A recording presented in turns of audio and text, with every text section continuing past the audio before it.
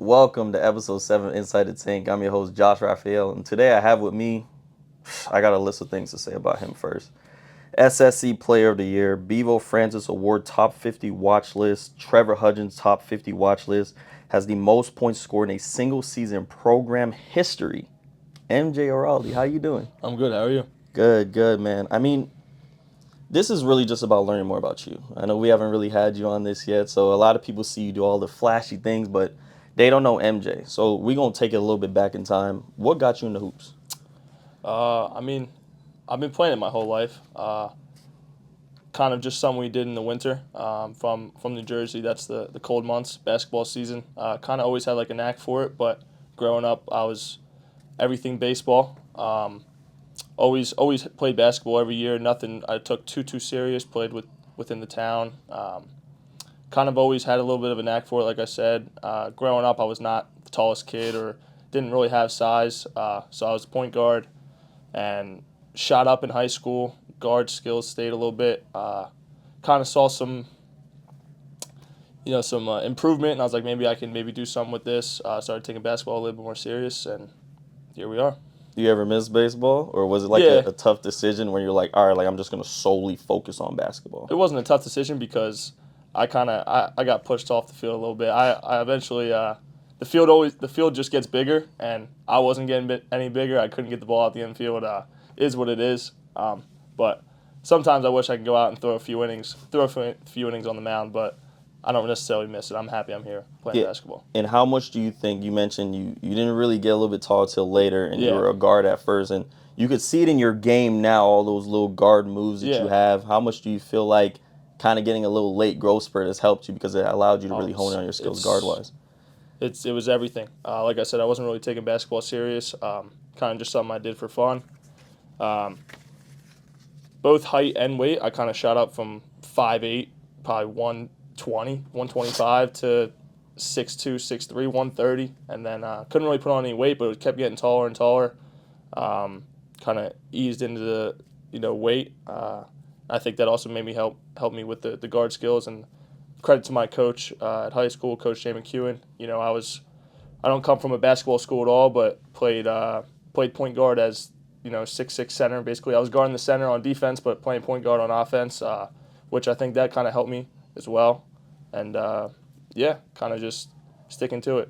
Then you go to Chestnut Hill College for 2 years. How was that experience? It was good. It was good. It was definitely, you learn a lot. It's not, coming to a place like this compared to Chestnut Hill, it's night and day. The people at Chestnut Hill are great. I have so many still long-lasting relationships from there. My coach, J.J. Butler, he's doing a good job at Delaware right now.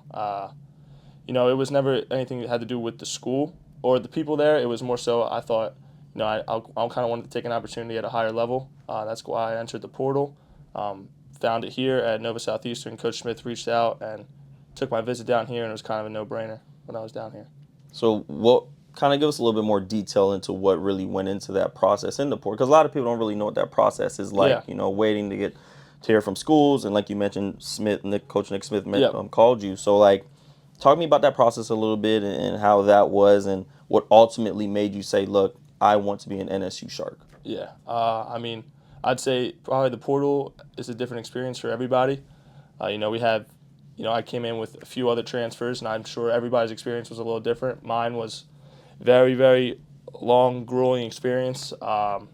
We lost in our second round of the conference tournament, and I entered the portal pretty soon after that, which was early March, and didn't actually take my visit down here till May. So it's in the portal for a long time.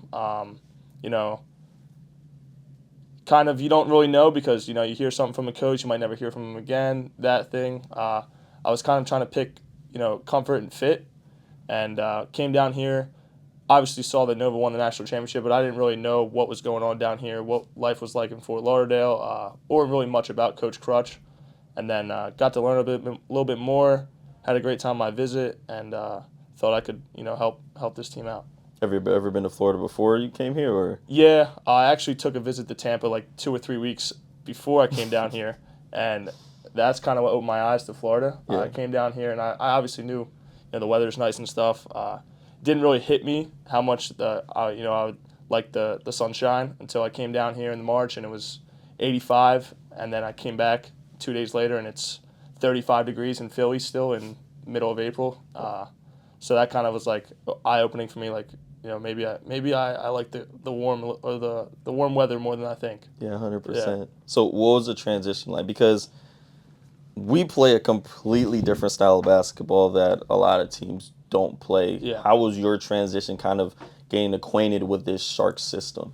Uh, I would say smooth, all things considered, but I mean, it takes time. I think it takes time with everybody. I think every Shark that has played here before, kids now, um, they would all give you the same answer that it takes time. You kind of just pick up things as you go. And, Coach Crutch would say the same thing, that he can teach us a lot of things, which he obviously does, but you can't really get it until you're out there and you got to figure it out yourself. You learn the nuances of the press, kind of timings of things. So I think it took some time. I would say found my real stride probably midway through last year, and just been getting better ever since. And you had a great year. You were a constant in the Sharks line, a bit of a different role than you have now. I think one of your bigger games was in the national championship game. You had 25 points. Do you feel like that gave you a lot of confidence going into this year? Yeah, a lot of confidence and a lot of fuel, I'd say. Not the way anyone wants their season to end. So I mean, I think confidence, yes, but I think it was more so fuel. It's very motivating when your season ends like that to come back and obviously play for a team like Nova. So I would say that was a big part of it as well, motivation.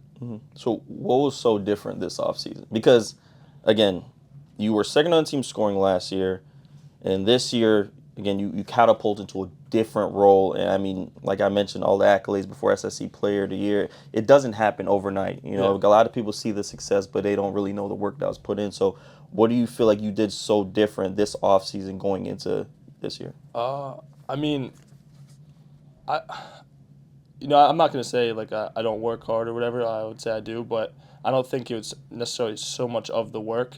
If anything, this summer I did a little different was I played a lot more live, played a lot more pickup, played in the Miami Pro League. But I would say it's more opportunity and fit. I think, like I said, last year my role was a little different, and our goal is to win a championship. That's the goal every year, is to win the game. And we had tons and tons of talent and so much depth that I didn't need to do as much. Where obviously we still have tons of talent, but I think I think I'm just, I don't know. I would say it's more just opportunity, and everyone has different opportunities in this system, but you get the opportunity to kind of showcase your ability. And I think I've just got the chance to showcase it a little bit more this year. And I think not just me, obviously Dallas Graziani, Riker, even some of the transfers that came in, Ross and Tyler. I would say it's just the freedom that Coach Crutch gives you. If you take advantage of the opportunity given here, a lot of good things can happen. So I think it's more so that than not necessarily how much I did in the summer. And you mentioned a Dallas Graziani who wasn't here last year, but we know he's a Shark legend. What's it like being able to kind of have him as that main playmaker? It's awesome. It's Dallas played 2 seasons here. He's got 2 SSC Player of the Years on his team. I think that's I don't think that's a coincidence at all. I think he makes the game easier for everyone, so much easier. And also just like his mentality. When you're going to war with him every time, you have like an absolute winner on your team. You want to go to war with him. He just does so many things to help us win, and I think he just makes the game so easy for everybody. And we talk about you being SSC Player of the Year. I know you're more of an even keel type of guy. You don't really like to boast about yourself. So talk to me about those emotions and what it was like to be an SSC Player of the Year, because you're joining the likes of like your assistant coach, RJ Sunahara, was a Sharks legend. Yeah. What were you feeling when you got that honor? Grateful, definitely grateful. It's honoring to receive that. I know there's tons of talent in this SSC. I'd say there's multiple people worthy of it. Obviously, only one person can get it.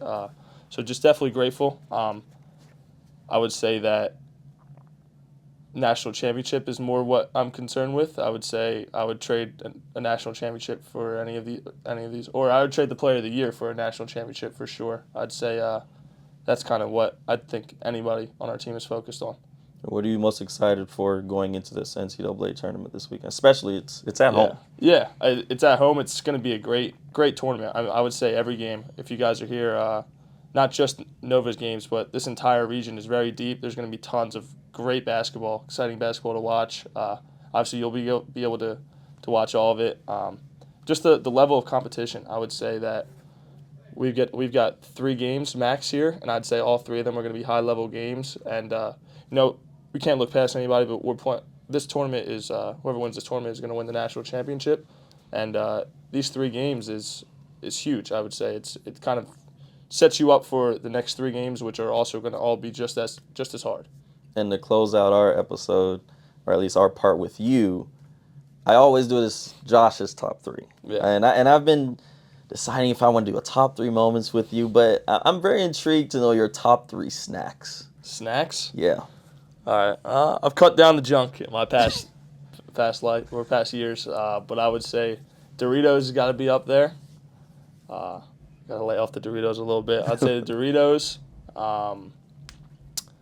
chocolate, any kind of chocolate, and then probably strawberry watermelon Sour Patch. Really? That is okay.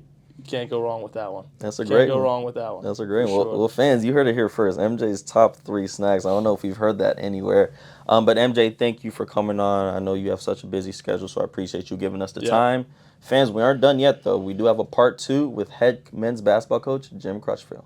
Welcome back to episode 7 of Inside the Tank. Today I have with me a man that needs no introduction, head men's basketball coach Jim Crutchfield. How are you doing? Good. How are you doing today?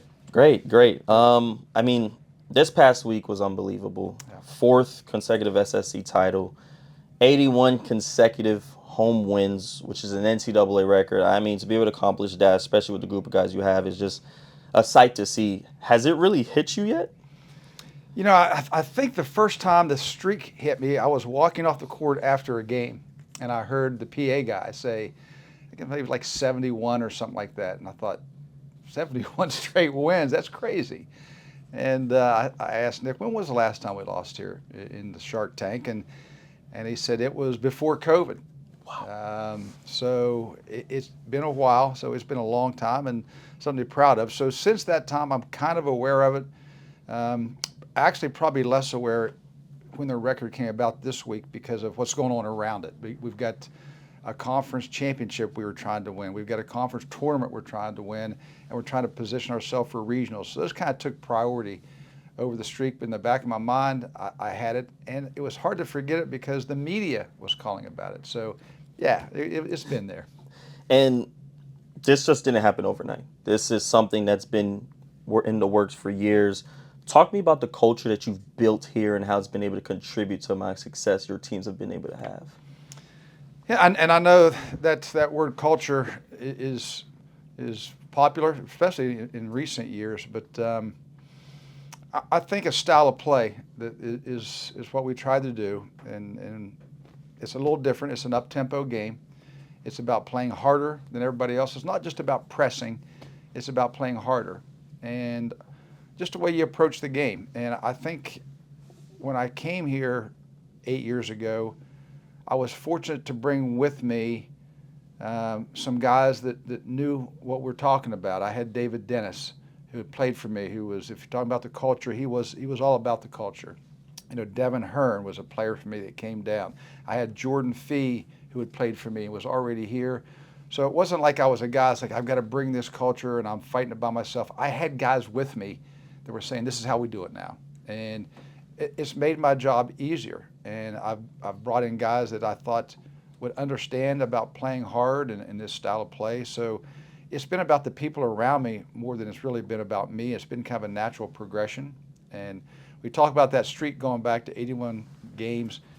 You know, I was on the phone with Devin Hearn, who, by the way, just has brought Bluefield State into the NCAA regionals. They're playing West Liberty in the regionals. And Devin said, hey, you got to give me credit for part of that streak. And I thought, yeah, you were here. He goes, no, Coach, I brought Bluefield down. We were two of the losses in that streak. But I thought, you know, Devin was actually here and was part of that. It goes so far back that it kind of looks like the guys on the court now because they won the huge game to get there. But, man, it's been a lot of guys and a lot of assistant coaches that have been a part of it that aren't here anymore. And to me, I think that's what's most impressive is being able to kind of, you have assistant coaches who we're going to get into that are doing great things at the schools that they're out now, but you have a lot of new faces year in and year out, and the product is the same. So kind of talk to us about like that process and how you're able to get everyone to just buy into, again, the word culture to be able to have this much success because it's not easy. Teams lose starting lineups and then it's okay, we're in rebuild mode. But here it's okay, we got a group of guys that are just buying into this system and we're just going to pick up where the last team left off and grow from there.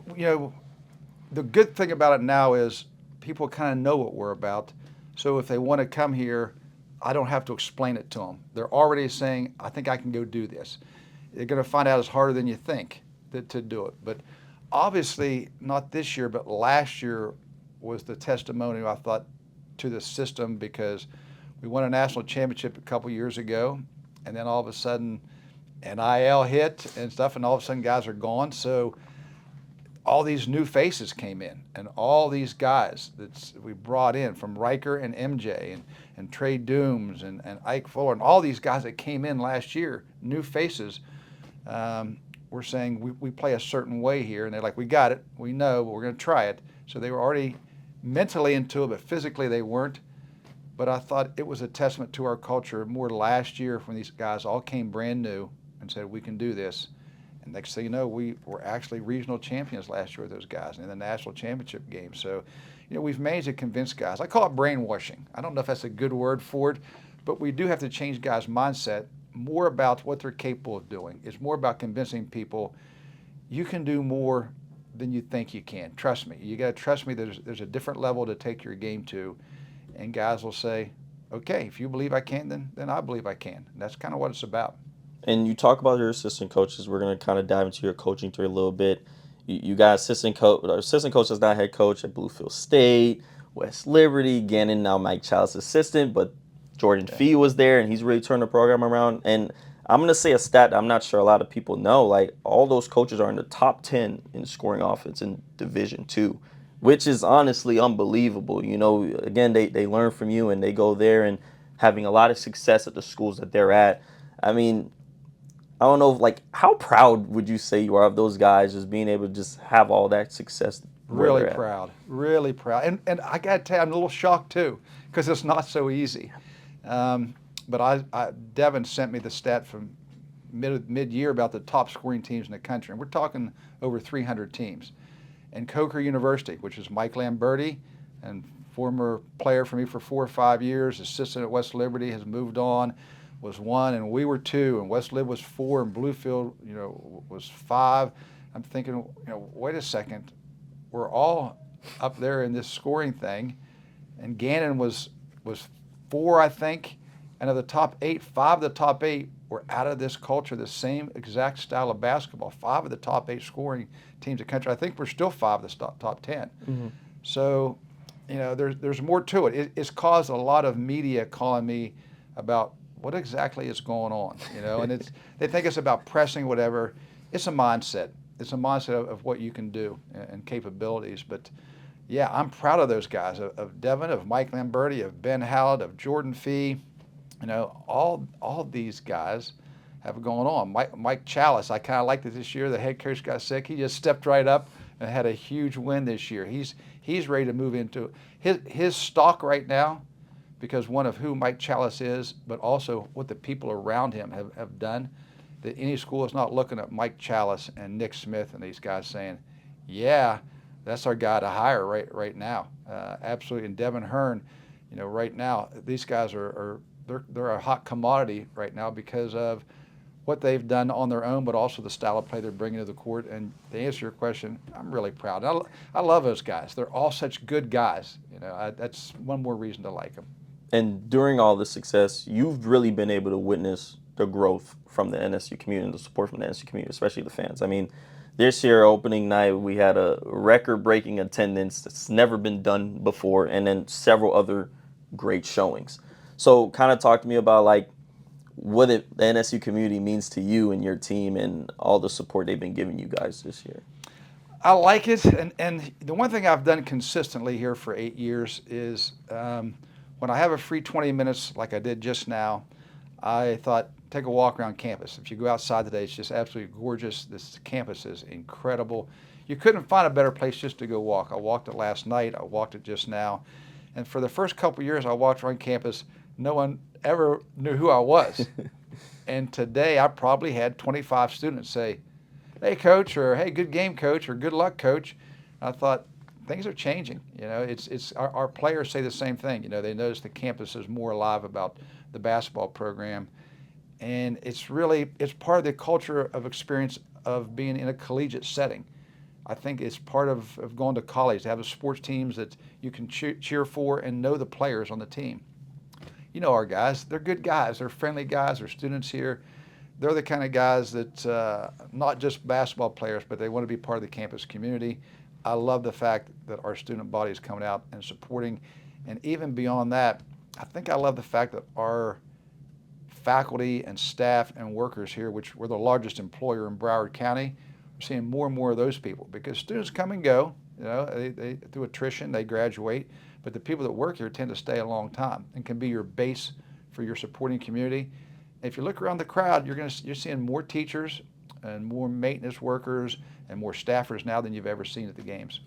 And I asked MJ this question to kind of get a player's perspective, but I really want to get now a coach's perspective. We mentioned Dallas Graziani, you know, a guy, he left last year, went Division I, played at Sanford, played some big minutes, and comes back home. I mean, Broward kid embodies what a Shark is through and through. What's it been like having him back as kind of the floor general for your team? I mean, everybody knows what Dallas's value is, but they can say it. You know, I'm putting my money up because I play him all the time. You know, it's almost like you don't have to ask that question to me. Wait a second, he never takes him out of the game. He must really like what he does on the court. But, you know, he had experience at Sanford, and that's good. We had guys that moved on to Division I and had different experience, and there was money involved and great opportunities involved. But one thing I liked about the 4 starters that left, none of them left here angry about anything. None of them left here mad at anybody. They all left here and had, you know, I've talked to all of them, you know, since they've been gone. They all loved their experience here. And Dallas is one that said, there's no place better than this place to be playing basketball. And with these teammates in this university, and, you know, and from RJ and Kobe and even JP, I've talked to them about what a great experience they had here. No one left unhappy, and I kind of feel good about that. I know you've mentioned before how you've used math to kind of help build this high-powered offense/defense. So I'm curious. I've heard you're a pretty good pickleball player. Has there been a moment where you've tried to find a correlation between pickleball and basketball, or is pickleball just something you just like to do in your free time? Well, not a lot of correlation. The lack of correlation is in basketball, it's team. It's all about team. In pickleball, maybe in doubles a little bit, but it's mostly about individual stuff. And I was a tennis coach for 15 years, and it's coaching a different sport. I've always been of the mentality of, you know, when things aren't going really well, the secret is try harder. Just play harder and give more effort. In basketball, it seems to work. In football, always works. In some sports, in golf, it just doesn't work in golf. I've tried it in golf. When I'm out there and I'm playing horrible, and I think try harder, it doesn't seem to help me. Matter of fact, the ball starts spraying even more. But in pickleball, I have found the harder you play, the more you run balls down, be willing to play longer points when you get tired, you win. In tennis, when I was a tennis coach, we won all the time. But the correlation between tennis and basketball, people would say, was anything? I said, you know, the one thing is in common. Our teams usually don't win the warm-up. My tennis players did not look that good in warm-up. But when the game started, they kept the ball on the court, and they were willing to fight for every single point, not try to look good all the time, but fight for points and say, it's about winning. It's not about how I look. You don't get style points. And that carried over to basketball. And, you know, I've kind of been one. It happened the last game. I had a player miss a wide open dunk in a game. And I've had times like, well, coach is going to take him out. I didn't take Mike or MJ out for that. I don't know if you remember or not, because he didn't do it for style points. He was being trailed by a guy that could have blocked his shot. The right shot was actually the dunk. He didn't try to hammer it behind his head. He actually went up for a dunk that shocked everybody. He missed it, and I didn't say anything to him about it or go on him because he didn't go for style points. It wasn't something he was doing for personal gratification. He just missed the shot that he probably should have taken. But the one correlation between the two is play hard and give it everything you have, and I think that wins sometimes over guys that just look good. There's a long answer to that question. There you go. No, that's perfect. That's exactly what we want. I heard you keep a record. Is that true? Like, of all the games that you've played in pickleball? Or is that just a rumor that's going around? That's the guys. You know, obviously, anything we do, we want to have fun. Yeah. Anything we play, we want to have fun. And the one thing I like about playing with the people I know, my assistant coaches and stuff, is you can trash talk and have fun doing it. There's something written on the grease board, rules that we have, and one of them is trash talking, okay, amongst each other in practice. Trash talking, not against people you don't know in games.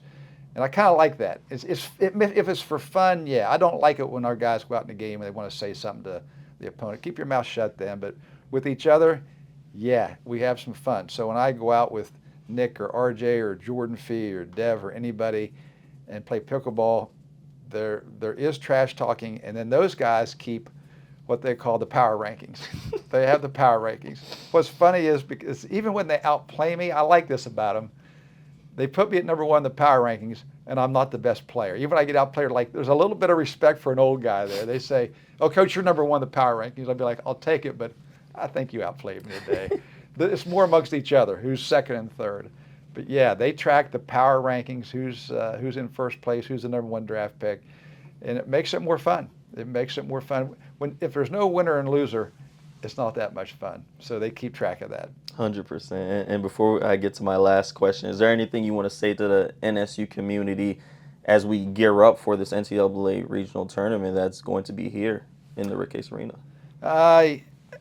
Come on out. I just come out of the meeting for the regional. And in postseason play and NCAA play, usually students are charged to get in.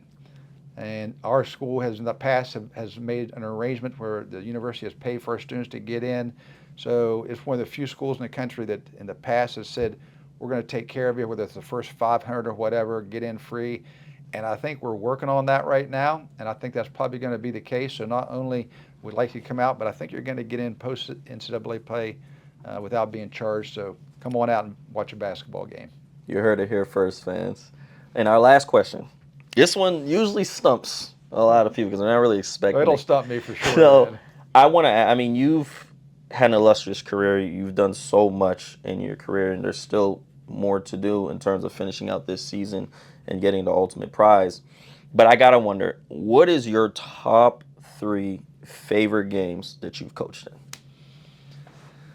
You know, I get asked that sometimes, and you know, you have to put the national championship game up there because the bizarre situation of being a national championship against the school that I'd coached at for 15 years. You can't have a crazier situation than that. That's number one. After that, I've got a tie of about 50 games, and I got to tell you, these games we've had with Florida Southern this year, those are good basketball games. I remember we played the earlier one this year, and I walked out thinking, that's one of the better basketball games I've been involved in.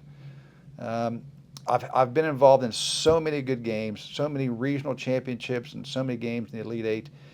It's really hard to separate those. There's been a couple times where the enjoyment has been not the bigness of the game, but I'm also kind of a revenge guy.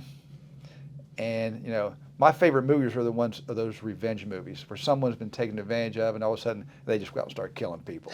I love those. So I kind of had a few games. I'm not going to mention them because I don't want to get things started, but I've had kind of a personal revenge against a team. And I felt like I want to beat this team, not only because I want to beat them, because it's a little personal. They haven't been the best basketball games. They haven't been the biggest games as far as regional or whatever.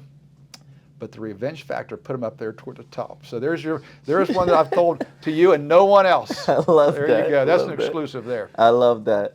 Well, Coach Crutchfield, thank you for coming on. I know you have such a busy schedule, so really appreciate you kind of giving us an insight in everything going on in your life. Good luck this weekend. Fans, you heard it here first. Coach Crutchfield's working on some things to get you guys some free tickets. So make sure you guys come out this weekend. Come support your Sharks. Episode 7 Inside the Tank out.